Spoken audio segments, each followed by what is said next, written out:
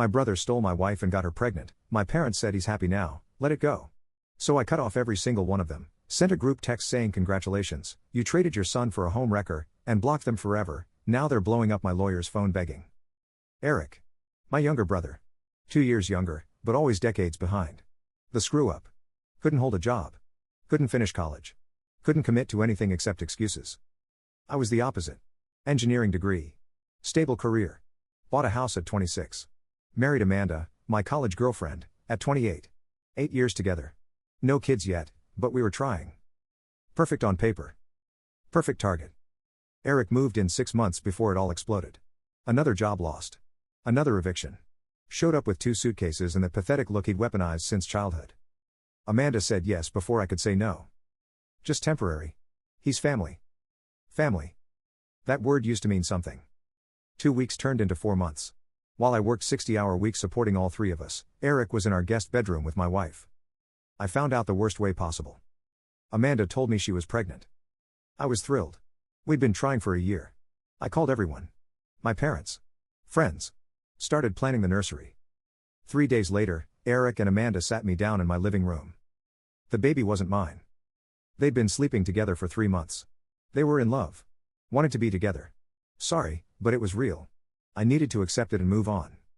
I sat on my couch. My house. Listening to them explain why they were destroying my life.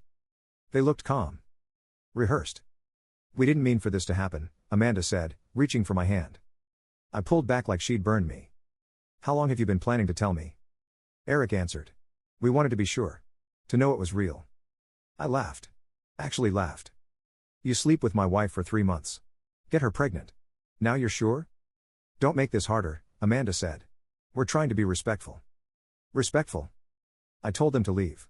That night. Immediately. Eric tried his routine. Come on, man. We can talk about this. Get out before I throw you out. Amanda cried. Real tears. Where are we supposed to go? I don't care. Mom and Dad's. A hotel. Hell. Just leave. They left. I called my parents at 11 p.m. Mom. Eric and Amanda have been having an affair. She's pregnant with his baby. I need you not to take their side. I need you to have my back. Just once. Silence. Then, honey, are you sure? That doesn't sound like Eric. He admitted it 2 hours ago. In my living room. After sleeping with my wife in my guest bedroom for 3 months. More silence. We need to hear his side before jumping to conclusions. His side. My mother wanted his side of the story about sleeping with my wife. I hung up. Next day, Eric and Amanda went to my parents. Told their version. Fallen in love. Just happened. Felt terrible but couldn't deny their feelings. My parents believed them. Or wanted to. Or just didn't want the mess of choosing sides. I drove there that afternoon. Mom answered. Before you say anything, we talked to them. They explained. I know you're hurt, but people fall in love. It happens. You can't control who you love. She was my wife. He lived in my house. They betrayed me. I understand you're upset. But Eric is finally happy. Really happy. For the first time, he is something good. Someone who loves him.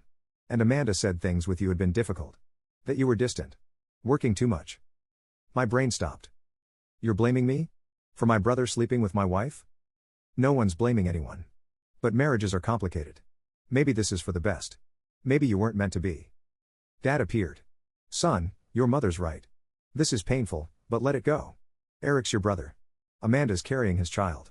We need to move forward as a family. Move forward as a family? Yes.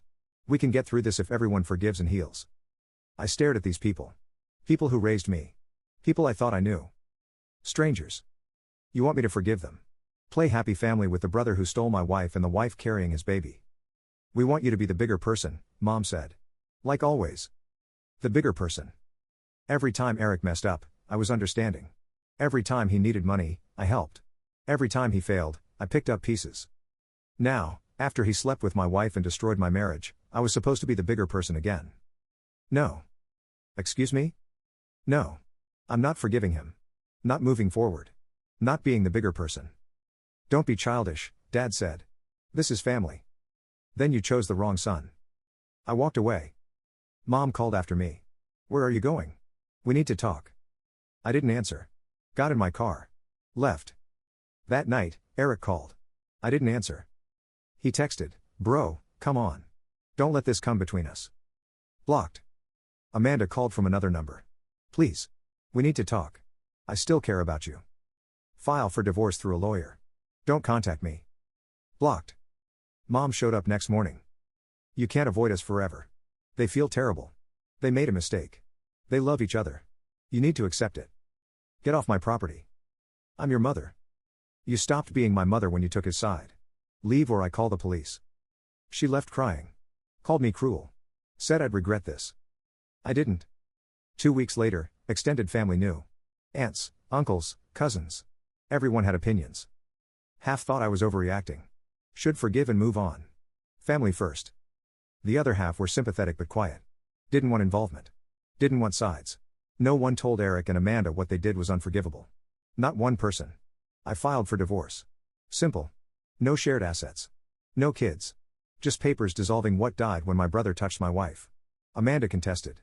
Wanted support. Claimed she sacrificed her career. My lawyer destroyed that in 15 minutes. Divorce final in 6 weeks. I sold the house. Too many memories. Too contaminated. Took the money. Started planning my exit. 3 months after the betrayal, my parents invited Eric and Amanda to Thanksgiving. They called 2 days before. "We'd love you to come too. Time to put this behind us. Eric and Amanda are building a life. Baby's due in 4 months. We want you part of this." You invited them to Thanksgiving. Our family holiday. They are family, sweetheart. And what am I? Your family too. That's why we want everyone together. To heal. I hung up. That night, I wrote the text. Edited it 40 times. Made it perfect. Then I sent it to the family group chat. All 15 members. Parents, siblings, aunts, uncles, grandmother. To everyone in this chat, congratulations. You chose Eric and Amanda over me. You decided my brother sleeping with my wife in my house is forgivable. That my pain doesn't matter. That being the bigger person means swallowing betrayal and pretending everything's fine. Here's my response: I'm done. With all of you. Effective immediately. Eric, enjoy your stolen life. Hope it was worth destroying your brother. Amanda, enjoy your baby. Hope every time you look at that child, you remember how you got it. Mom and Dad, enjoy Thanksgiving with the son you chose. Hope his happiness was worth losing me. To everyone who stayed silent, who told me to move on, who made excuses, you're complicit. You chose comfort over what's right. You chose not rocking the boat over standing up for someone destroyed. I don't forgive any of you. Don't want apologies. Don't want reconciliation or healing or moving forward. I just want you out of my life. This is the last message I'll ever send. Don't call. Don't text. Don't show up. I've blocked all of you. If you try, I'll get a restraining order. You made your choice. Live with it. I'm moving on. Without you. Goodbye forever. I hit send at 8:47 p.m. Tuesday before Thanksgiving. Then blocked every number. All 15. My phone exploded for 30 seconds. Texts flooding in. Then silence. They couldn't reach me anymore. I sat there. Empty apartment. Staring at my phone. Waiting for regret. Sadness. Doubt. I felt nothing but relief. Next morning, my lawyer called. 14 calls today from your family. Mother, father, brother, aunt, grandmother. All panicking. Begging me to get you to call back. What did you tell them? That I'm your lawyer, not your messenger. If they want to communicate, send formal written correspondence to my office. I'll review and possibly forward. Perfect. Don't forward anything. You sure? Never been more sure. 2 days later, Thanksgiving came and went. I ordered Chinese food. Watched movies alone. Best Thanksgiving I'd had in years. Lawyer called Friday morning. Your mother showed up at my office yesterday. In person. Crying. Begging for your new address. I didn't give it. She drove to your office? Her and your father. They're desperate. Say they didn't realize you were serious. Thought you needed space. They're sorry. Want to fix things. They had 3 months to fix things. They invited my brother and his pregnant mistress to Thanksgiving instead. I told them if they continue harassing my office, I'd file a complaint. They left. But they didn't stop. Over the next month, they found ways to reach me. Contacted my employer. HR asked if I was okay because my concerned parents said I'd gone missing. Showed up at my old house. New owners called police. Created new social media accounts. I reported and blocked everyone. Sent letters through my lawyer. He returned them unopened. Eric tried hardest. 7 different numbers. Each blocked immediately. Amanda gave birth in February. A boy. Named after our grandfather. Grandmother called my lawyer crying, begging me to meet my nephew. I didn't respond. 6 months after the text, my parents hired a private investigator for my new address. I found out when a stranger knocked claiming to do a wellness check for my family. I told him to leave or I'd call police. Then I called my lawyer. File restraining orders against all of them. Parents, brother, Amanda, anyone who tries contacting me. Done with warnings. You sure? That's permanent. They made this permanent when they chose him. I'm making it official. Restraining orders granted. My entire family legally barred from contacting me or coming within 500 feet of my home or workplace.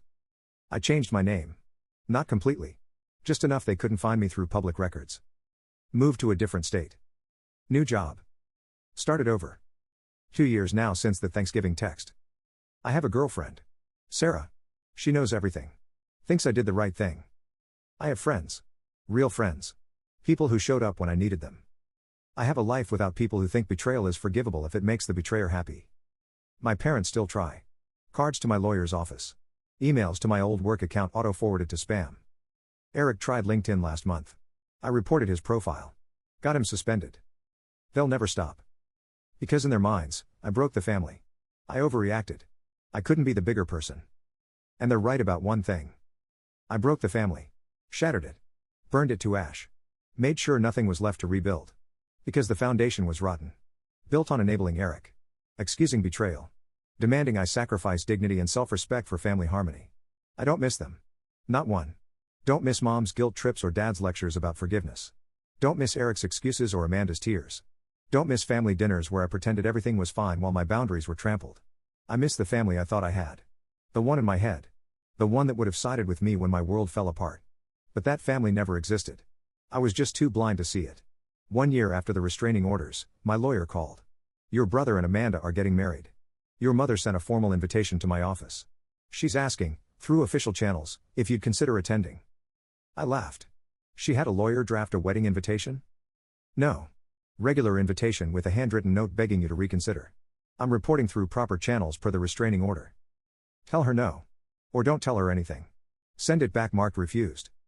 Already did. But there's more. She's requesting a mediated family meeting. She'll pay for a professional mediator, neutral location, whatever you want. Says the family's falling apart without you. Good. Let it fall apart completely. Your call. But I have to ask, as your lawyer and someone who's watched this, do you ever think about reconciling? Even for closure? I got closure when I hit send on that text. Everything since has been them refusing to accept their actions have permanent consequences. Quiet moment. Fair enough. I'll keep returning their correspondence.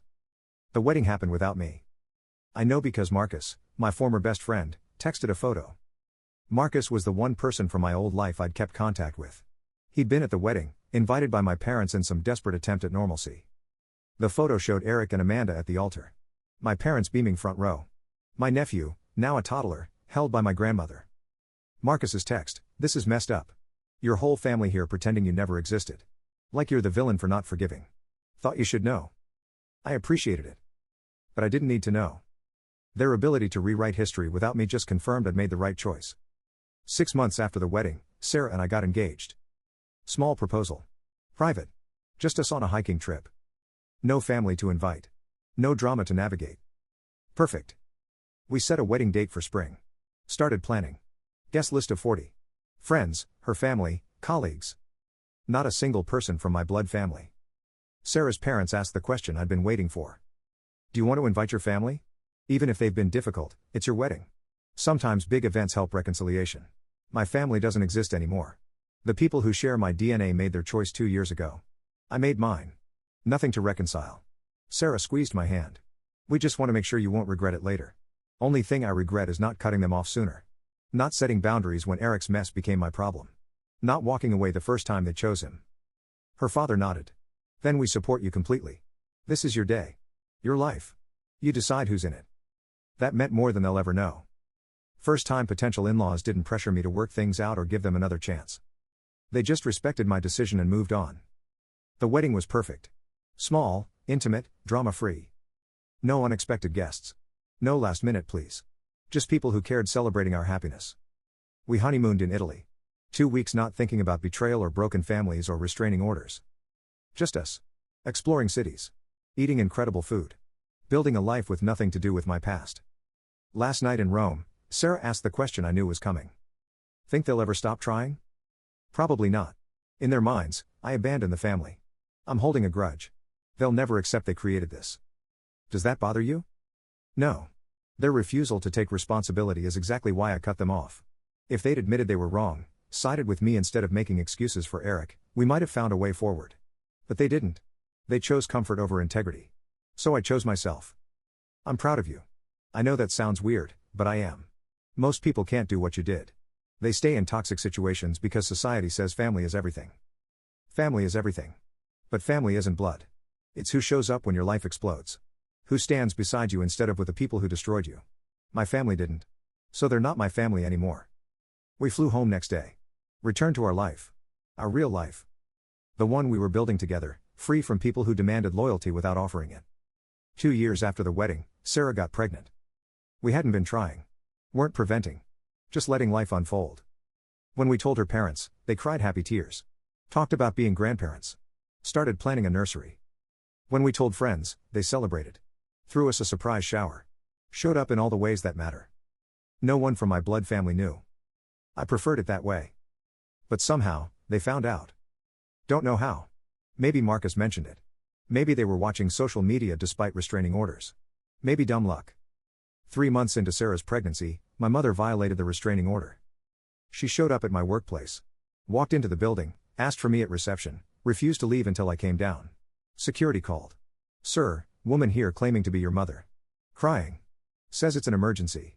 Should we call police? Yes. She has a restraining order. She's not supposed to be within 500 feet of me or my workplace. Understood. We'll handle it. I didn't go downstairs. Didn't engage. Let security and police deal with it while I stayed in my office and worked. Lawyer called an hour later. Your mother was arrested for violating the restraining order. Being held pending bail. Police want to know if you want to press charges. Absolutely. She knew the rules. Chose to break them.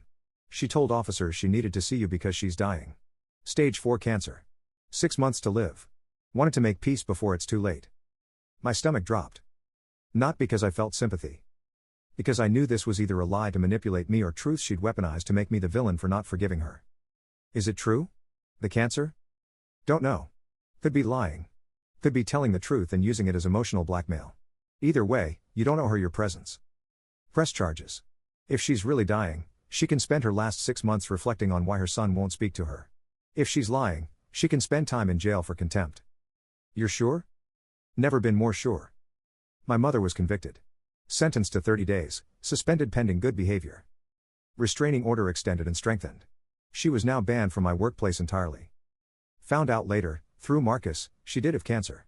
Stage 4. Aggressive. Real. And I still didn't reach out. Because her cancer didn't erase what she'd done. Didn't undo her choice to side with Eric. Didn't make 3 years of harassment acceptable. Dying doesn't grant you absolution. It just means you're running out of time to earn it through genuine change and accountability. She never did either. My mother died 6 months later. Just like the doctors predicted. I wasn't at her funeral. Wasn't contacted. Didn't send flowers or condolences. Marcus texted, "Your mom's funeral was today." Eric gave a speech about family and forgiveness. "Your dad barely held it together. They're all destroyed, you weren't there." I didn't respond. Nothing to say. Week after the funeral, my father tried reaching out through my employer again. HR called me in. "Your father contacted us. Says your mother's dying wish was for you to reconcile with the family. He's asking if we can facilitate a meeting." No. He has a restraining order. If he contacts this company again, I'll file harassment charges. Understood. We've already told him we can't help. Just wanted you aware. Father never contacted me directly again. But he started leaving voicemails on my lawyer's office phone. Dozens. Rambling messages about regret and loss and how my mother died heartbroken. My lawyer stopped listening after the first 5. Saved them all in a file in case we needed evidence of continued harassment. 3 months after my mother's death, Sarah and I had our baby. A daughter. Healthy and perfect. We named her after Sarah's grandmother. No connection to my family. No olive branch. No invitation for reconciliation. Just a name we loved for a child they'd never meet. My in-laws were incredible. Present for the birth. Helpful but not overbearing. Excited grandparents who respected boundaries and showed up with love instead of demands. That's what real family looks like. When our daughter was 6 months old, I got a letter. Not through my lawyer. Directly to my house. which meant someone had found my new address despite all precautions. The letter was from Eric. Almost threw it away without reading. But something made me open it. Maybe curiosity. Maybe need to confirm I'd made the right choice. 10 pages long. Handwritten. Eric's messy scrawl covering both sides of each page. Started with an apology. A real one, for once. Acknowledging what he'd done. Admitting he'd destroyed me. Accepting responsibility. Then it shifted. He wrote about how his life fell apart after I left. How Amanda resented him for costing him his family. How they fought constantly. How she eventually left him and took their son. How our parents blamed him for my mother's heartbreak. How our father barely spoke to him. How he'd lost his job. Apartment. Friends. How he'd tried to kill himself 6 months ago and failed. How he was writing from a psychiatric facility where he'd been committed after the attempt. The letter ended with a plea. I know I don't deserve your forgiveness. I know I destroyed you. But I'm asking anyway. Not because I think you owe me anything. But because I need to know it's possible to forgive the unforgivable. I need to believe I can be more than the worst thing I've ever done. I read that letter 3 times. Then I burned it. Because Eric's suffering didn't erase mine. His consequences didn't undo his actions. His regret didn't obligate me to forgive him. He wanted absolution. A sign his life could be rebuilt. Proof even the worst betrayals can be forgiven. I wasn't going to give him that. Not because I'm cruel. But because some actions are unforgivable. Some bridges, once burned, stay burned. Eric made choices. He lived with consequences. Just like I made choices and lived with mine. The difference is, my consequences led to peace. His led to destruction. That's not my fault. That's just justice. I'm 37 now. 5 years since the Thanksgiving text. 5 years since I chose myself over people who demanded I sacrifice my dignity for their comfort. I have a wife who loves me. A daughter who thinks I'm a hero. In-laws who treat me like their own son. Friends who show up without being asked. I have a life I built from scratch after my old one burned down. And somewhere out there, my father is alone. My brother is broken. My ex-wife is raising a child in the wreckage of choices she made. They wanted me to be the bigger person. To forgive and forget. To prioritize their comfort over my pain. I chose something better. I chose to be a person with boundaries. With self-respect. With the understanding that forgiveness isn't mandatory just because someone's sorry or suffering. Sometimes the only way to heal is to cut out the infection completely. Even when the infection is your own family. People ask me sometimes if I regret it. If I ever think about reaching out. If I miss them. The answer is always the same. No. I don't miss the guilt trips. The manipulation. The expectation that I'd swallow every betrayal with a smile because family comes first. I don't miss being the bigger person while everyone else got to be selfish. I don't miss sacrificing myself on the altar of keeping the peace. What I do now is wake up every morning next to someone who chose me. Who stands beside me. Who would never dream of asking me to forgive the unforgivable. I look at my daughter and know she'll grow up seeing what healthy boundaries look like. What self-respect looks like. What it means to choose yourself when everyone else demands you choose them instead. That's my legacy. Not the family I cut off, but the family I created. And it's enough. If you're reading this and someone's telling you to forgive what broke you, to be the bigger person, to let it go for the sake of family, you don't have to. You can choose yourself. You can walk away from people who demand loyalty without offering it. You can cut off family who chose your betrayer over you. And you can build something better in the ashes. My brother stole my wife. My parents chose him. My family demanded I forgive them. So I sent one text and blocked them forever. They're still trying to reach me 5 years later. And I've never looked back. Not even once.